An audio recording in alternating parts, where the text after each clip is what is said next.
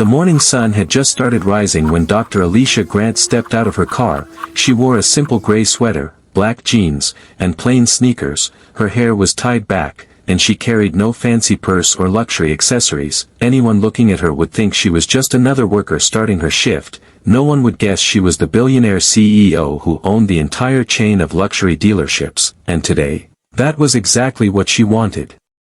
Alicia had spent years building her business, investing everything she had into making it a place where customers felt respected and employees felt valued, but something had been bothering her lately. She had received complaints, small hints, whispers that certain customers acted rudely and some staff members were too afraid to speak up. She wanted to see the truth with her own eyes, not through reports or filtered comments from managers. She wanted the real, raw experience, so she made a bold decision to go hidden, without anyone knowing she was coming. As she walked toward the dealership doors, the morning staff were arriving too. A few greeted her with friendly smiles, thinking she was new. A young salesman named Jordan nodded politely and said, "Morning, you early too?" She smiled and nodded back, feeling strangely excited to blend in. It wasn't often she was invisible. Her name usually opened doors, but today she didn't want doors to open. She wanted to see how people acted when they thought no one important was watching. Inside the dealership, everything looked the same as always. Shiny cars lined up perfectly, the smell of leather filling the showroom, soft music playing in the background. Employees typed quietly at their desks, phones rang softly, and screens displayed luxury vehicles rotating in 3D animations. But beneath the calm surface, Alicia sensed tension. People were polite, but also busy, stressed, and tired. She noticed it in their eyes, the quick gestures, the careful steps, the small sighs. She knew those signs well, because she had once been a worker just like them, long before she became the owner. She moved around slowly, observing how employees treated customers. She watched an older woman ask about a refund, and she saw how politely the worker handled her. She smiled to herself, proud. Then she watched another customer complaining about a delay in paperwork, and she saw how the receptionist looked nervous but kept her voice calm and patient. These were good signs, proof that many of her team members cared. But Alicia needed to see the other side too, the side that didn't appear in meetings, the side that hid behind polite greetings and professional masks.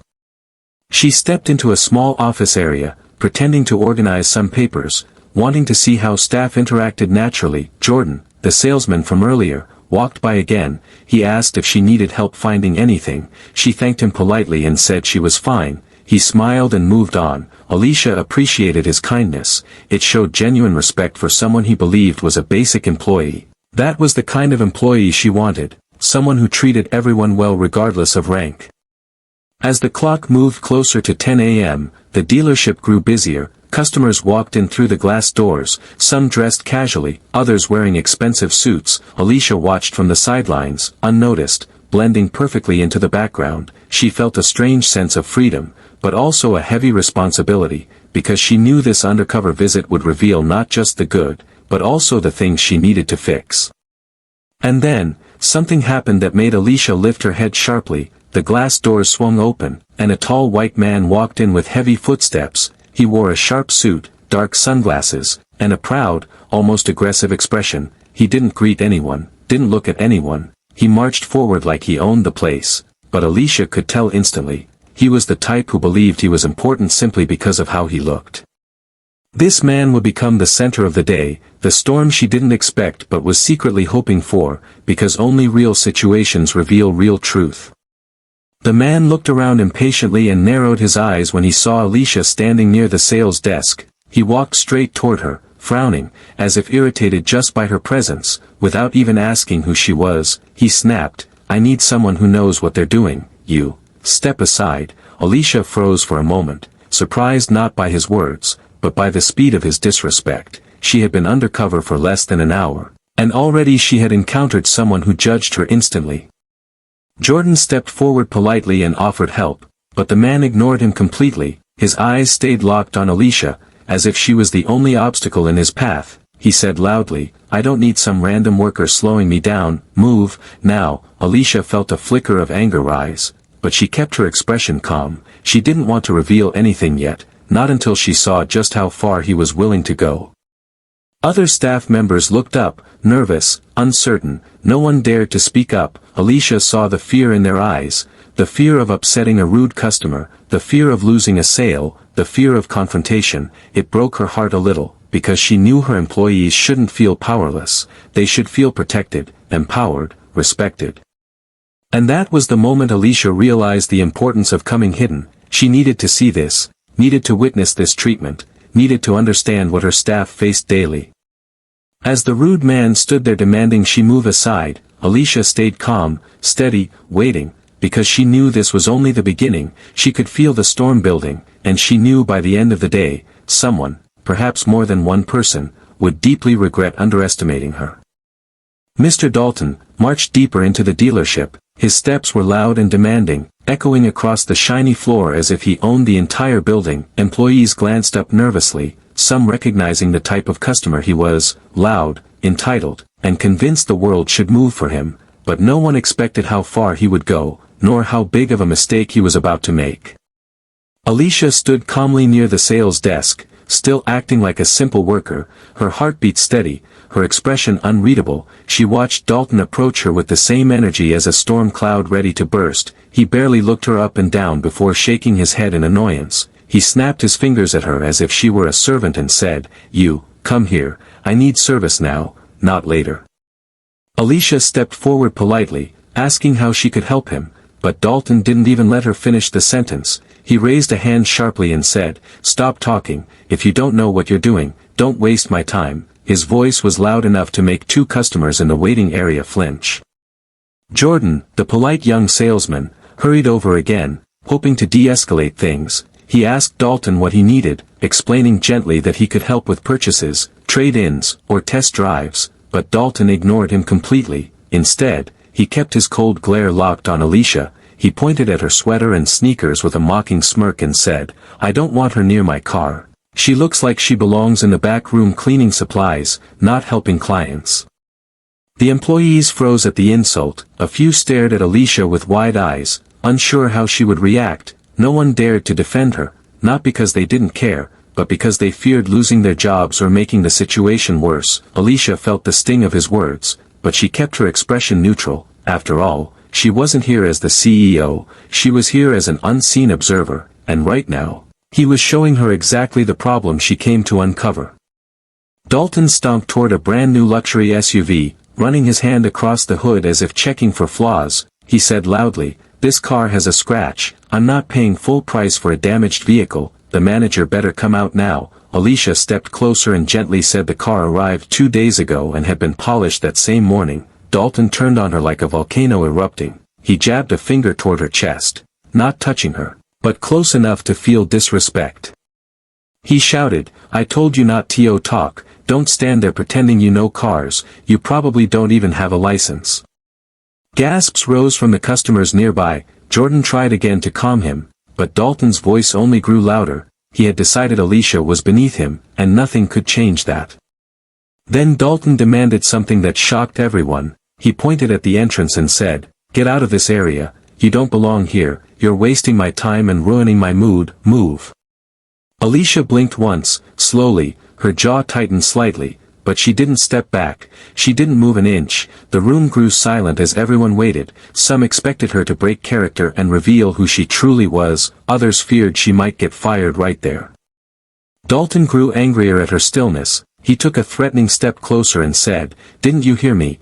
I told you to leave." Employees shifted nervously, several of them wanting to intervene but too afraid of Dalton's temper. He seemed like the kind of man who enjoyed intimidating people, and today he had chosen Alicia as his target. Finally, Jordan spoke up, his voice shaking slightly. He said, "Sir, she's allowed to be here. She's part of our staff." Dalton swung around sharply and barked, "Then fire her. If she works here, I don't want to give this place a single dollar." Alicia inhaled slowly, keeping her calm, keeping her strength. She had been insulted before in the business world, but never like this, never by someone who didn't even know who she was. Dalton kept yelling, demanding she be removed, demanding she be punished for disrespect, even though she had said nothing wrong. Inside her mind, Alicia felt a shift, a quiet, dangerous shift. She had come here to observe, but Dalton was pushing her deeper into a test she hadn't planned, a test of how far disrespect could go when a person believed someone had no power. She looked at Dalton with calm eyes and said softly, "I understand your frustration, sir, but I am trying to help you with professionalism." Her calmness only angered him more. Dalton sneered and shouted, "Help me, don't make me laugh. You're not qualified to help anyone here, just stay out of my way before I get the real employees to handle this." His words sliced through the air like knives. Staff members watched helplessly, customers watched with tight frowns, and Alicia simply stood still, quiet, composed, absorbing everything like a mirror. She wasn't angry, not yet. She was waiting, evaluating, learning exactly how far he would go. Because she knew something Dalton did not, something that would end this storm in a way he would never forget. He was trying to kick her out of her own dealership. And soon, he would deeply regret every word, every insult, and every command he had thrown her way. The dealership growing strangely quiet, as if every person inside could sense that something important was about to happen. Alicia stood calmly only a few steps away from Dalton, her expression steady, her breathing slow, while his anger kept rising like boiling water in a pot. He paced around the SUV, pointing at tiny spots that were perfectly normal, making complaints that made no sense, but he kept insisting he was right, because in his mind, he was the smartest person in the room. Jordan tried once again to step in, hoping to calm things down. He explained politely that the car had passed inspection, that there was no scratch, that the issue Dalton was pointing at was only a reflection from the ceiling, but Dalton snapped angrily, waving his hand in Jordan's face. "I didn't ask you," he said rudely. "I told that woman to move. She's still here. Why is she still here?" Customers nearby exchanged shocked glances, some whispered in disbelief, others watched anxiously, wondering when someone would finally stop Dalton. The tension in the air felt thick, almost heavy. Dalton turned back toward Alicia, his face red with frustration. He hissed loudly, "Are you deaf or just slow? I told you to leave this area. You're ruining my day." Alicia stayed still. She wasn't scared, she wasn't nervous, she was simply watching, listening, absorbing his behavior. Every word he threw at her revealed more about his character, and more about the problems she needed to fix within her dealership. She kept her voice soft and respectful when she finally spoke. "Sir, I am only trying to do my job and assist you. If you let me check the issue, I may be able to help." But her calmness only made Dalton explode further. He took a quick step toward her, leaning in close enough that several employees gasped. He didn't touch her, but he made it clear he wanted to intimidate her. He shouted, "I told you to stop talking. Why do people like you always think you're important? You're nothing here, absolutely nothing." A chilling silence spread instantly. Everyone froze. Even Dalton realized he had crossed a line, though he didn't apologize or slow down. Instead, he kept digging deeper into disrespect. He pointed at the door and said, "You know what? Get out of the building. If you won't listen to me, then leave. I'll get real help from someone who understands a paying customer." An elderly couple watching from a bench looked horrified. A young mother covered her child's ears. Even the mechanic who had walked into the showroom paused mid-step, staring in disbelief. Jordan stepped forward again, his face pale. He said, "Sir, you can't order our staff to leave the building." Dalton spun around sharply and yelled, "I can do whatever I want. I'm the one with money here. Customers come first. Now fire her or I walk out. You hear me? Fire her." Alicia blinked slowly, then said, "Sir, I assure you, no one is being fired today." Her words were calm but firm, and they pushed Dalton past the edge. He laughed loudly, a cruel mocking laugh. He said, "Look at you acting brave. You probably sweep floors here and think you have authority. Well, guess what? You don't, so shut your mouth and step away from the cars." The insult rolled across the room like thunder. Several employees lowered their heads, embarrassed for him, angry for her. Jordan looked at Alicia with helpless eyes, silently apologizing for a situation he couldn't control. But Alicia didn't flinch. She had been insulted by business rivals, underestimated by investors, judged by people who didn't know her story. This wasn't new to her, but it reminded her why she worked so hard, why she fought so fiercely to build her empire, why she believed in respect over power, always. Dalton grew impatient with her silence. He snapped, "What's wrong with you? Are you stupid or just stubborn? I said move, don't make me call the manager." Alicia answered gently, "You can call anyone you like, sir, but I will not leave this place." This only made Dalton angrier. He stomped toward the receptionist's desk, screaming for the manager. Employees exchanged terrified looks. They knew the general manager wasn't in yet, but the person who was in the building was someone Dalton would regret ever calling. Alicia remained standing exactly where she was, calm as a still lake. Dalton marched back toward her, furious that she refused to bow to his temper. He shouted, "When the manager comes, you'll be thrown out for good, do you understand me?" But what Dalton didn't know, what made the moment almost ironic, was that the manager wouldn't be throwing her out. No one would be throwing her out, because the woman he was screaming at, the woman he was insulting, interrupting, and trying to remove was the only person in the entire dealership who had the power to throw him out. And soon, very soon, he would learn the truth, and it would hit him harder than anything he expected, because the woman he disrespected wasn't a simple worker. She owned every inch of the building he was standing in, every car he touched, every office he walked past, every employee he shouted at. All of it belonged to her. And the reveal was coming, as unstoppable as a rising sun, ready to burn away every lie Dalton believed about himself and everyone he underestimated. Dalton stormed back into the center of the dealership, his face red with fury, his footsteps echoing like warning drums across the shiny floor. Employees scattered quietly, some pretending to work, others pretending not to stare. Everyone felt the pressure rising like a storm about to break. But the calmest person in the entire building was the one he kept yelling at, Alicia, the hidden CEO he still believed was a low-level worker. Dalton planted himself in front of her again, pointing aggressively toward the entrance. He shouted, "Since you refuse to move, I am done being polite. Leave the dealership now, or I swear I will make sure you lose your job." His voice boomed through the room. Customers turned their heads, eyes wide. Some leaned back in their chairs, others pulled out their phones, sensing a dangerous moment. Alicia stayed completely composed. She didn't step back, didn't lower her gaze, didn't argue. Her stillness made Dalton even angrier, because he wasn't just trying to move her, he was trying to control her, to dominate the situation, and she wasn't giving him the reaction he wanted.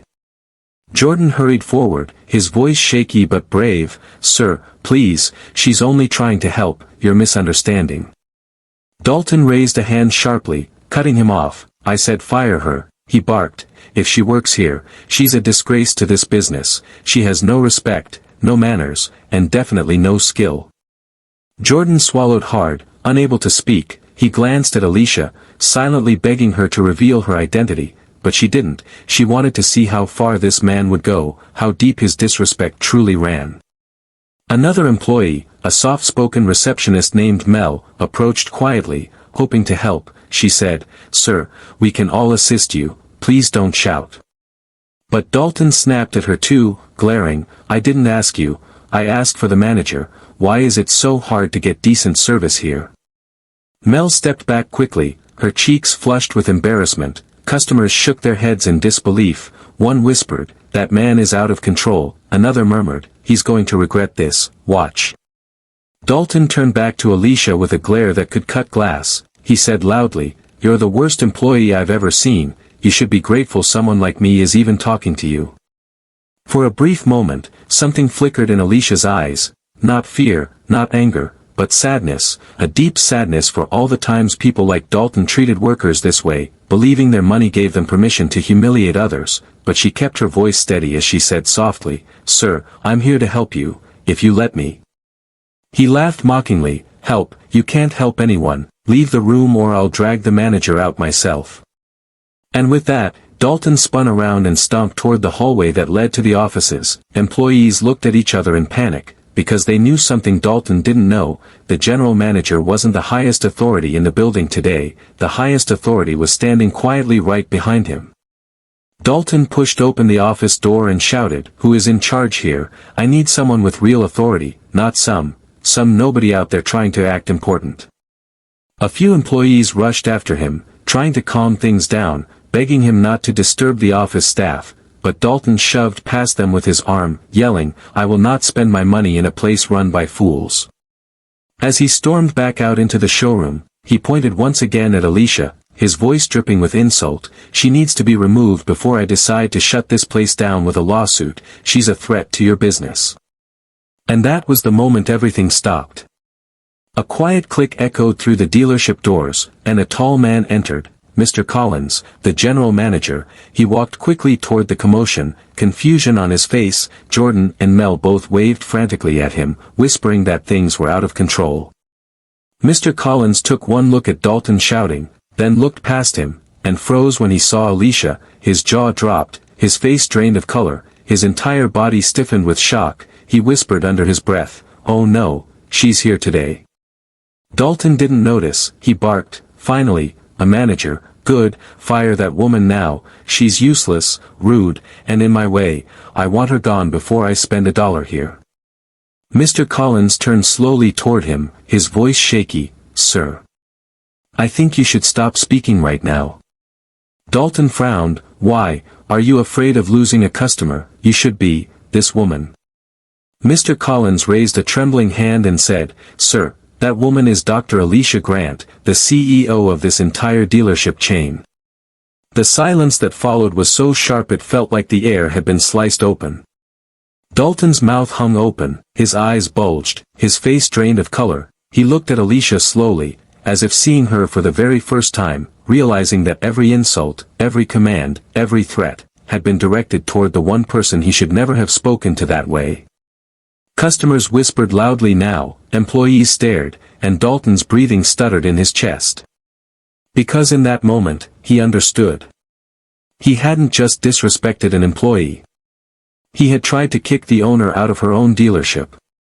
And regret hit him harder than anything he had ever felt in his life. The entire dealership frozen in disbelief. Dalton's face was white as chalk, his mouth hanging open as if words had abandoned him. He stared at Alicia like she had just transformed into someone else entirely. In reality, she hadn't changed at all, only his ignorance had.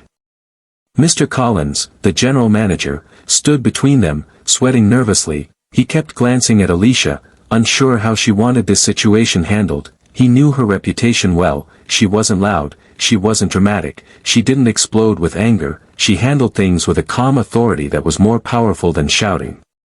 Dalton finally choked out a weak laugh, the kind people make when they're drowning in panic. He said, "Wait, you're the CEO, you own this place, that can't be right."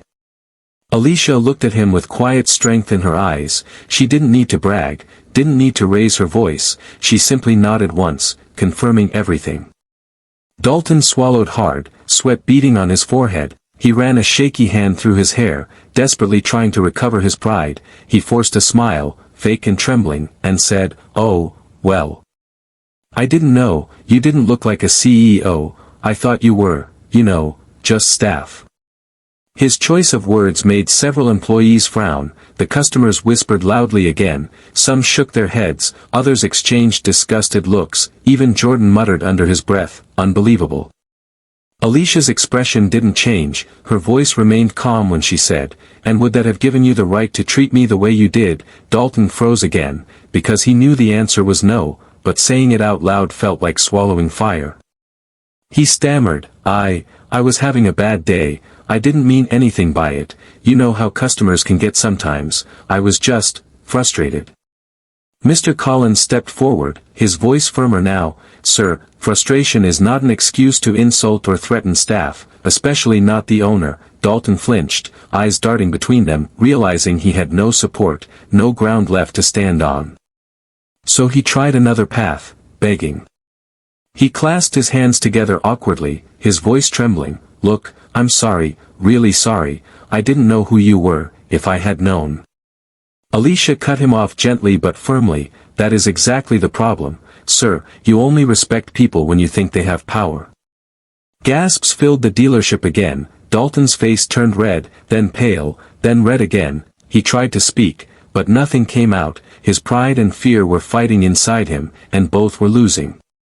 Alicia continued, her voice calm but sharp, "You insulted me before you knew who I was, you insulted staff who work hard, you insulted people doing their jobs, and now you want forgiveness because of my title." Dalton shook his head quickly, No, that's not it, I didn't realize." Alicia stared at him for a long moment, her eyes deep, thoughtful, seeing through every lie. She wasn't judging just his mistake, she was judging his character. Finally, Dalton dropped to a different tactic, fearful politeness. He said softly, desperate, "Can we start over, maybe? Can I still buy the car? I can pay full price, no problem." His voice cracked. Alicia took a slow breath and looked around at her employees. She saw their faces, hurt, nervous, frustrated. She saw how they had suffered through his yelling, how they had stayed silent out of fear of losing a sale. She turned back to Dalton and said, "No, you cannot buy the car." The entire dealership went silent again. Dalton blinked rapidly, confused and panicked. "What? Why not?" Alicia said calmly, "Because we do not reward disrespect. We do not sell to customers who treat our staff as inferior. This dealership has standards, and you did not meet them." Dalton's jaw dropped. "This is insane. You can't deny me service. I'll sue." Mr. Collins stepped forward quickly, his voice strong. "Sir, she can deny you service, legally, for harassment and abusive behavior." Dalton looked around desperately, his arrogance finally collapsing. He whispered toward Alicia, "Please, I made a mistake, I didn't know, give me another chance." But Alicia shook her head slowly. "You had many chances, from the moment you walked through those doors, and you used all of them to insult the people who work here. Title or no title, no one deserves to be treated the way you treated us today." Dalton's shoulders slumped, his face looked defeated. He opened his mouth to speak again, but no one wanted to hear more. Alicia stepped aside and spoke clearly, "Sir, please leave my dealership, you are no longer welcome here." The words echoed through the room like a verdict. Dalton froze, staring at her in disbelief. Then, slowly, he turned and walked toward the exit, his pride shattered, his arrogance drained. Every step he took was heavy, humiliated, defeated. And as the doors closed behind him, the entire staff exhaled at once. They looked at Alicia with awe, respect, and gratitude. Because she didn't just defend herself. She defended them. She defended the dignity of every person who worked under her name. And part 5 ended with the dealership standing taller than before, knowing they had a leader who protected them, not by shouting, but by standing firm when it mattered most. Dalton left the dealership with his head lowered, his confidence shattered. The automatic doors closed behind him with a soft click, but the impact of that moment felt loud, heavy, almost historic. The staff stood silently for several seconds, taking in what they had just witnessed. Some looked at Alicia with awe, others with relief, and a few with tears in their eyes, because today was the first time they had seen a boss stand up so strongly for her people. Alicia didn't smile, she didn't boast, she didn't show even a hint of satisfaction. Instead, she took a slow breath and looked around the room. Her calmness was stronger than any speech she could give. Jordan stepped forward hesitantly, his voice shaking as he said, "Dr. Grant, we didn't know you were coming today, we would have prepared." But Alicia raised her hand gently, cutting him off without harshness. She said, "I didn't come here for preparation, I came here for truth." The word sent a ripple through the staff. They exchanged glances, understanding exactly what she meant. People behaved differently when a CEO was expected, polished, and welcomed, but she didn't want the polished version, she wanted the reality. Alicia walked across the showroom slowly, her eyes observing every detail, not just the cars, but the people, the expressions, the exhaustion hidden behind professional smiles. She noticed Mel, the receptionist, nervously clutching her hands together, as if afraid she had done something wrong earlier. She approached Mel and spoke softly, "You did well today, you stayed calm even when he yelled at you." Mel let out a shaky breath, her eyes watering a little. "Thank you, Dr. Grant, I was scared to say anything, I didn't want to make things worse." Alicia nodded gently, "I understand, and that is why I came here. You should never feel too afraid to speak or too small to be respected." Those words hit every employee deeply, Jordan especially. He stepped forward and said quietly, "We try our best, but some customers, they don't treat us like people, some even threaten to complain to corporate just to scare us." Alicia listened with seriousness, the kind that made people feel truly heard. She said, "That ends today." A powerful statement, simple but firm. She then asked all employees to gather in the meeting lounge. Customers browsing the cars watched in admiration as staff followed her. They knew something important was happening, something bigger than just a rude customer getting rejected. Inside the lounge, everyone stood in a circle around her. No one sat, no one spoke. They waited for her words. Alicia looked at each of them slowly before speaking. "You are the face of this company. You are the ones who deal with stress, pressure, long hours, and difficult clients. You deserve respect, not fear, not threats, not humiliation." The employees nodded, some biting their lips, some blinking away tears. Alicia continued, "I don't expect perfection, I don't expect you to never make mistakes, but I do expect honesty, dignity, and mutual respect in this workplace." Then she said something that shocked everyone. "From now on, any customer who abuses or threatens staff will be removed from the dealership immediately. No sale is worth someone's dignity." The room filled with quiet gasps. Mel whispered, "Really, Dr. Grant, you'll support us like that?" Alicia nodded firmly, "Yes, every time, and if anyone ever feels unsafe or disrespected, you come directly to me or the manager. No one here will face abuse alone." Jordan let out a slow breath, almost relieved enough to collapse. He said, "Thank you, we really needed to hear that." Before the meeting could end, another employee, Marcus from the service department, lifted his hand shyly. He said, "Dr. Grant, today wasn't the first time someone like him came here. We deal with people like that often, but we didn't think we had the right to stop them." Alicia's eyes softened. "I understand, and that is my failure, not yours." The employees looked shocked that she blamed herself, but she continued, "If the system does not protect you, then the system must change, and I promise you, it will." The staff exchanged hopeful looks, some wiping their eyes openly now. But Alicia wasn't finished. She added, "And there is something else. I want you all to go through new training, not because you did wrong, but because I want you to grow, to feel confident, to feel supported. We will create a workplace where respect flows in both directions." Her voice carried strength, warmth, and leadership all at once. As the meeting ended, employees didn't return to their stations with stress or fear. They returned with pride, relief, and a renewed sense of belonging.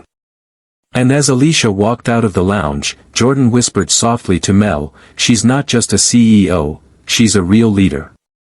Meanwhile, customers in the showroom watched her with new eyes, not knowing the full story but sensing something powerful had changed inside that building. Part 6 ended with a dealership transformed, not by force, not by fear, but by a leader who chose dignity over profit, respect over silence, and truth over appearances. And the journey was far from over, because Part 7 would reveal the deeper changes Alicia planned, changes that would shape her dealership and everyone in it forever. That afternoon, when the dealership slowly returned to its normal rhythm, but nothing felt the same, the tension was gone, the fear was gone, and in its place was something new, hope, quiet and warm like sunlight through a window. Employees moved differently, with straighter backs and calmer breaths. Customers sensed the change too, they could feel the shift in the air. But Alicia was not finished. She knew that what happened today needed to become more than just a dramatic moment. It needed to become a turning point, a new beginning for everyone inside her company. So after speaking with her staff, she asked Mr. Collins to bring her a set of reports, customer feedback files, employee surveys, and complaint logs from the last 6 months. She wanted to study everything, not as a CEO behind a desk, but as someone who had just stood on the floor and seen the truth for herself. Mr. Collins led her into a quiet office at the back, his hands shaking as he placed the files on the table. He confessed softly, "Dr. Grant, I'm sorry you had to witness all of that today. We try to keep things under control, but sometimes customers like Dalton, they push us past our limits." Alicia nodded slowly, appreciating his honesty. She sat down, opened the files, and read through page after page. Some comments were positive, filled with praise for friendly staff and quick service, but others were painful to read, comments about rude customers, aggressive behavior, disrespect, threats, and emotional stress that employees hid behind polite smiles. When she finished reading, she closed the folder and looked at Collins with calm seriousness. She said, "The problem isn't the team, the problem is the system we built around them. The rules need to change, the protection needs to be stronger." Collins swallowed hard and nodded. "Yes, Dr. Grant, what do you want us to do?" Alicia stood up slowly, as if gathering her thoughts, then she walked to the glass wall and looked out at her employees working on the showroom floor. She watched Jordan explaining a car to a couple, watched Mel typing quietly at the front desk, watched the mechanics laughing softly as they cleaned tools in the service bay. She said, "I want this dealership to become the safest workplace in the entire region. I want every employee to feel respected and valued. I don't want anyone thinking their job depends on tolerating abuse."